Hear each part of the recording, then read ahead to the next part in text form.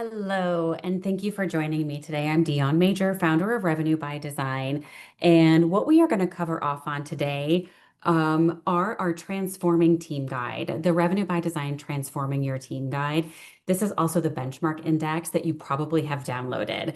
This video is the corresponding video to this document that you've downloaded so you can get the most out of it. Again, thank you for downloading it. And again, I'm Dion Major, founder of Revenue by Design, and let's dive in. So many times we are missing structure for our teams. So that's what the Transforming Team Guide gives us.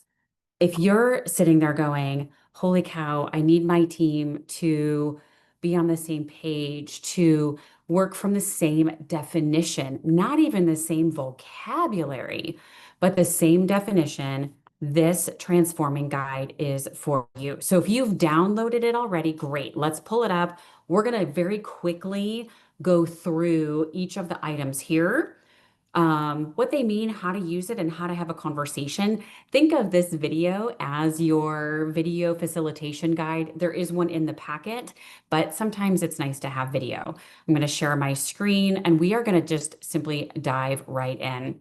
So again, for those of you, hopefully you've downloaded this. If you haven't, there's a link. You can go ahead and do that now. A lot of time, so let's dive into content, and we're going to go into the very first set of building blocks. This building block was put together when I led teams. I've been using it now. I led teams as a practitioner and now as a consultant, revenue coach and therapist working with teams. These 7 building blocks are the fundamentals that never go out of style, and they always save us. These are the building blocks that help us get and stay on the same page with the same working definition. So first and foremost, I want you to really think about, on a scale of 1 to 10, does everybody know what the team's goals are? And are the goals of my team aligned with the goals of the company? So a lot of times our goals are revenue based. That's a given.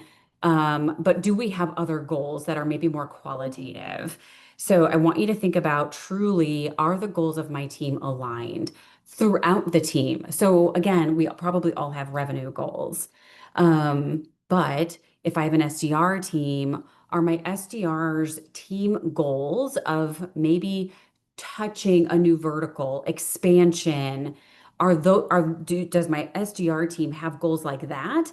If my corporate goal is to break into a new market, right? So we just want to really make sure that our goals are aligned at the end of the day, and on a scale of 1 to 10, quick and dirty. And oh, by the way, there should be a cross section of folks completing this benchmark exercise so that you can all come together and talk it out. And nobody is right or wrong. That's the thing, is once we are working from our set of corporate goals, initiatives, and structure, and hopefully those are already in place, this guide is designed to reduce friction and harmonize the definition, to orchestrate our efforts so we're all going in the same direction collaboratively with locked arms. So some people are also surprised by the goal. So if today my company's goals, my team's goals are maybe a 3, some people might go, well, my goal is a 10. Okay. Yes. And I want you to think about what a realistic goal of moving that number is in the next 6 months. So keep that in mind as we go through here. Our team's purpose. Our team's purpose is not to generate revenue. That is an outcome. Our team's purpose should be more fundamental and qualitative than generating revenue. So does everybody know the purpose? And normally our team's purpose matches our company's mission statement. And I have yet to read a company mission statement that says we exist to make money. It might say we exist to be fiduciarily responsible to our stakeholders. That is not the same as generating revenue. Okay. So I really want you to think about, does the team have a purpose and do they know what it is? Effective onboarding. Effective onboarding does not mean it stops after 30 days. It means that our teams can exit onboarding 30, 60, 90 days and be effective and successful in their role. So again, there's a little bit of definition there for everybody. Effective sales training. This is actually more effective sales enablement. This is not product training. So when we think about enablement, are we enabling our team to be as effective with their soft skills as their hard skills? On a scale of 1 to 10, how well does my team hold a conversation throughout the sales cycle? On a scale of 1 to 10, and where do you want to be? Right? So this is really important. We are going through these topics fairly quickly because this video is a primer for this document.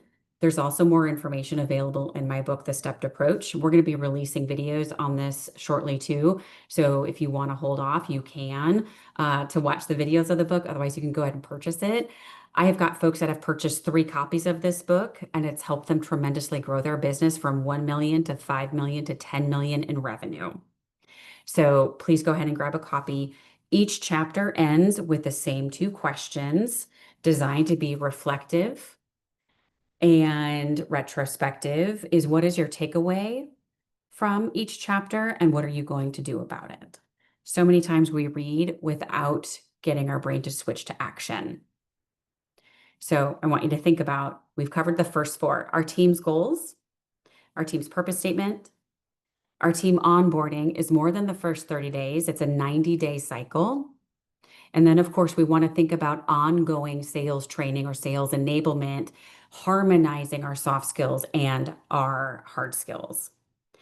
Sales manager one-on-one. If you are an organization that is still of the mindset that my best rep is going to make a great manager, I need you to erase that thought from your brain. It is not always the case, and we know that to be true. Leadership is very different. Leading people and being a great leader, a great people leader, is very different than being an individual contributor running and gunning for a number. Those skill sets are very, very different at the end of the day.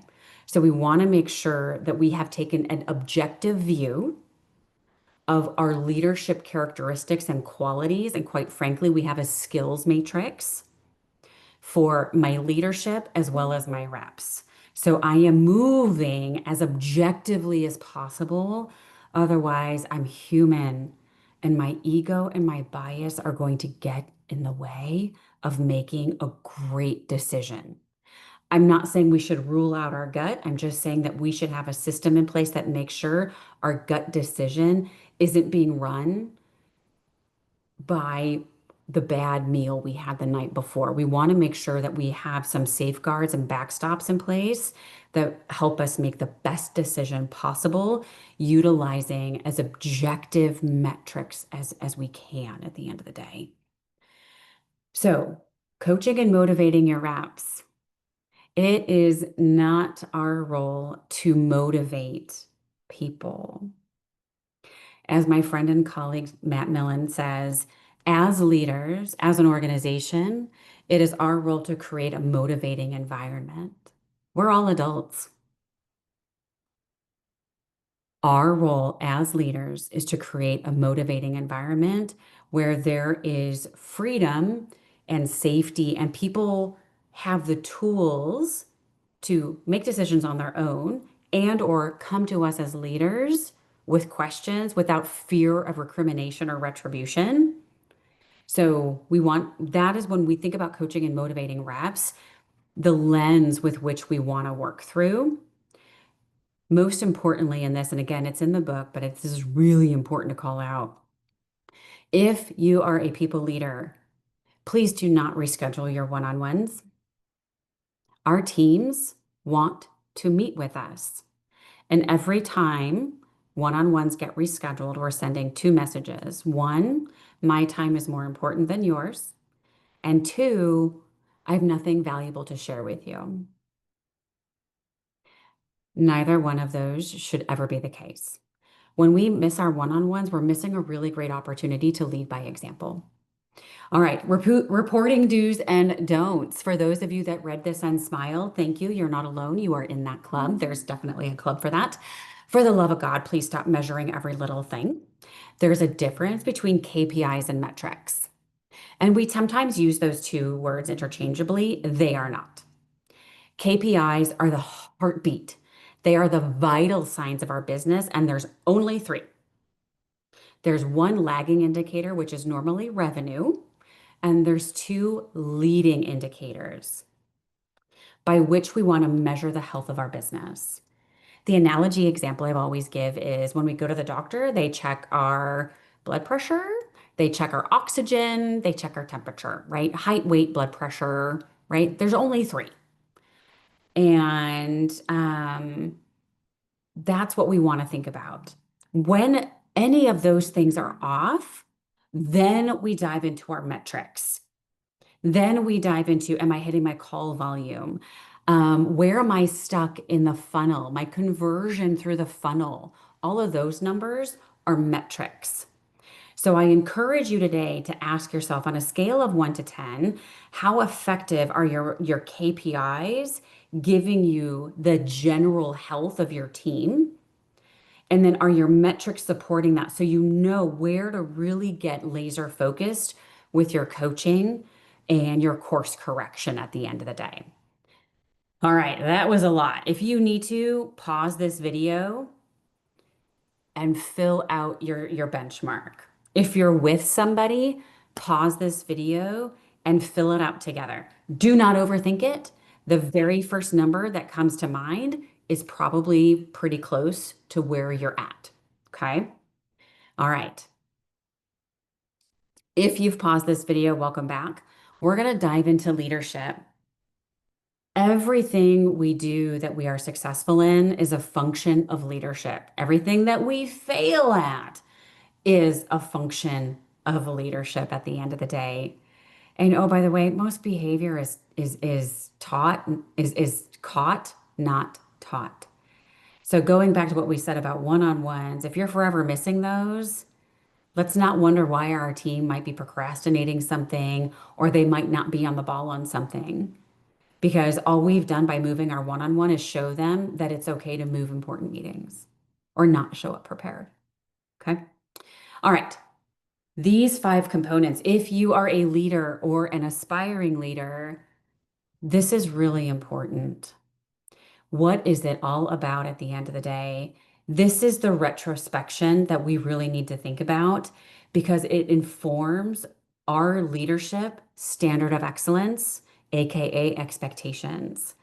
I cannot expect anything from my team if I have not set a standard of excellence. And I won't know what that is if I don't know myself. So I encourage you to think about, why did you become a leader? How would you describe your leadership style? Who's on your advisory team? This is not a formal thing. This advisory team is your own personal professional advisory team. Do you have a group of people that you can talk to candidly that will point out any blind spots or weaknesses, or maybe you've got a weakness. Most of us do.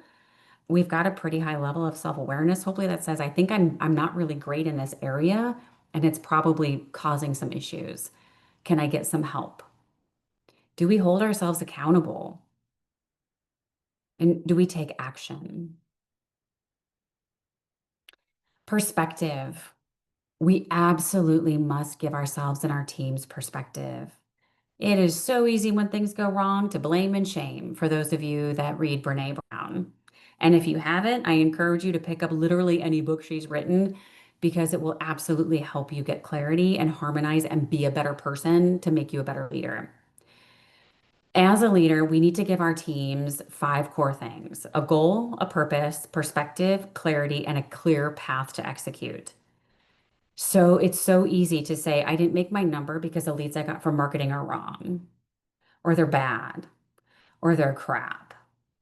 But the perspective we give everybody is, wait a minute, we actually have service level agreements and rules of engagement. Did we follow those? And if we didn't, we're not just going to knee-jerk react and say the leads I got are crappy, marketing sucks. Or conversely, sales is going to say, hey, Sales didn't follow up. I didn't hit my revenue contribution number because sales didn't do their job. We need to quit kicking rocks like we're on the playground and have mature conversations that are driven, that are purpose driven by process. Otherwise, our ego gets in the way. And I'm speaking from experience. And it's painful and it causes turf wars. Instead of being able to have an objective, ego-free conversation, we come in guns a-blazing and no progress is ever made. And our team is left feeling like they're in a lurch. And we're not able to achieve the greatness that we all can achieve. So we really need to think about this with a very objective eye. And again, on a scale of 1 to 10, where are you at? Which leads us to the self-awareness. On a scale of 1 to 10, how self-aware are we? If you're in corporate America, you probably have taken a myriad of different personality tests, for lack of a better term, whether it's Myers-Briggs, DISC. Maybe some of you have done strengths finders. If you have, on a scale of 1 to 10, how well are you, your team, the company living out those results, right? Um, one of the favorite exercises I lead folks through is use 3 words to describe yourself as a leader, and then pressure test that. And are you walking the walk and talking the talk? And have we conveyed to our teams that this is how we operate? So that we are level setting and working from the same definition. Okay. The question I have for you as a leader too is, do you have a coach? An actual coach that you work with and you pay? Or it kind of goes back to, do we have an advisory team? Again, we all have blind spots. We're not going to be perfect at everything, and we're not supposed to be. We're wired to need other people. So I encourage you to think through these things on a scale of 1 to 10, where are you at? Okay. Then we want to think about the ability to harness and use resources. This is our 5th and final leadership trait. If you are still of the mindset of, if it's going to be, it's up to me, I'm sorry. Because as much as I want to have the accountability, this is where healthy tension comes into play. I can't be accountable for everything. That is unrealistic. So I am accountable to the things that I can control, but I'm also accountable to how I use my resources and how I show up to be a resource. So as a leader, am I responsible for what I'm responsible for and accountable? And do I own that? But am I also reaching across to other teams to figure out how we work together? So think of this question as both, how do I as a leader work with my teams across my cross-functional teams, but how well do I work with the people on my team?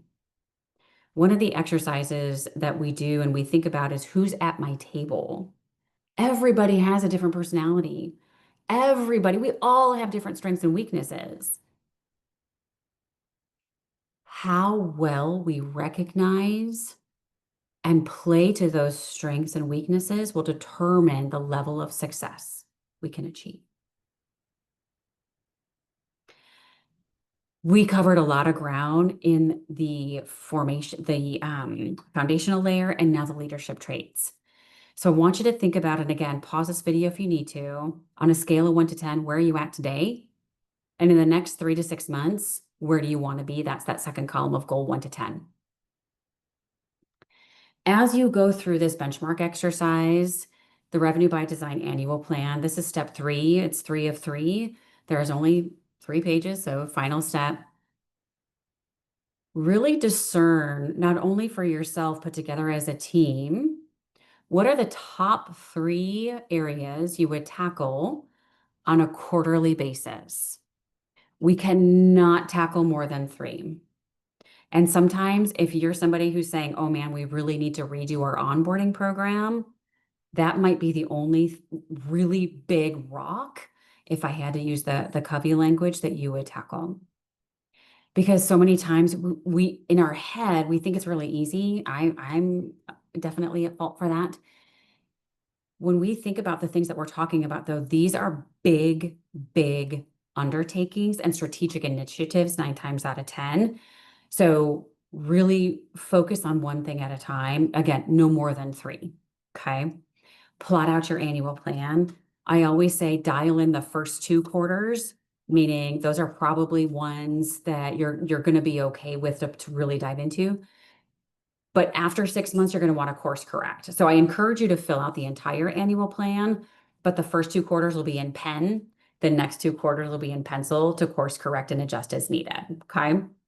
So here you have on page 5, just a brief instruction guide. Again, this video is more of an instructional video, but wanted to give you some written instructions as well. Some people prefer written, some people prefer video. So we wanted to cover off on that. Who should be involved in this? Like we said earlier, it's definitely a cross-functional team. This whole exercise is designed to bring everybody to a same working definition and align on initiatives quarter over quarter. Driving communication and collaboration, because we are certainly not as good as it as we think we are, but we can definitely get better. Okay. Independently go through this and then come back together and just talk through the results. Like I said here, no, do not make any decisions. Talk through and process. 9 times out of 10, we all need to process things. And our subconscious, when we give ourselves a directive, whether spoken, unspoken, consciously or subconsciously, our subconscious goes to work. So let ourselves process through these things as long as we leave our working session with agreement on initiatives. Okay. Because then we want to come back for part 2, which is our action meeting. Okay. So breaking it apart, holding ourselves accountable to showing up prepared, holding ourselves accountable to do the work, holding ourselves to buy the book, do the work, watch the videos, whatever they may be. In this case, the Revenue by Design benchmark and the stepped approach will take you as far as you want to go. Finally, I'm a huge fan of frameworks. I believe in frameworks because we need structure. Our teams, our brains, we need structure. So we start with framework, always a framework. No great architectural, magnificent building achievement was ever started without a framework, a blueprint. So give yourself the blueprint. Make sure you include people, process, and tech. Then you want to think about the framework and the build out, right? Again, crawl, walk, run. Everybody wants to be successful. There's no such thing as an overnight sensation. So give ourselves the grace and the time to do things the right way the first time, and the sky's the limit. Okay. Then we go to codifying, meaning process. We need a process doc. It doesn't have to be hard, doesn't have to be long, doesn't have to necessarily be super intricate, but it needs to work and it needs to be communicated out effectively. And then, of course, we need to codify and coach. We cannot coach to a lack of expectations and standards of excellence at the end of the day. So I encourage you to think through, what does this look like for you? And then in the middle of this wonderful donut are the KPIs that we're trying to achieve. Okay. So I encourage you, think through these things, make sure you have downloaded this benchmark, go through it, get the book. In the benchmark, there's a link to my calendar. If you want to book a strategy session, you absolutely can. We'll go through it, and we'll go from there. So thank you again for downloading the benchmark guide. Thank you for buying my book. There's a corresponding book as well that goes with it. We just reached international bestseller with it, called H to H, Human Connections Done Right. It is a compilation from the Revenue by Design Virtual Summit held in March of 2025 and features 18 speakers, including myself, showcasing how to bring human connection back into our world. Thank you again for downloading the benchmark. Thank you for buying my book. Thank you for watching this video. Thank you for caring enough for your team and about yourself to be better, to get coaching, and to make the world a better place, one team at a time. Thank you. And until next time, make it a great day.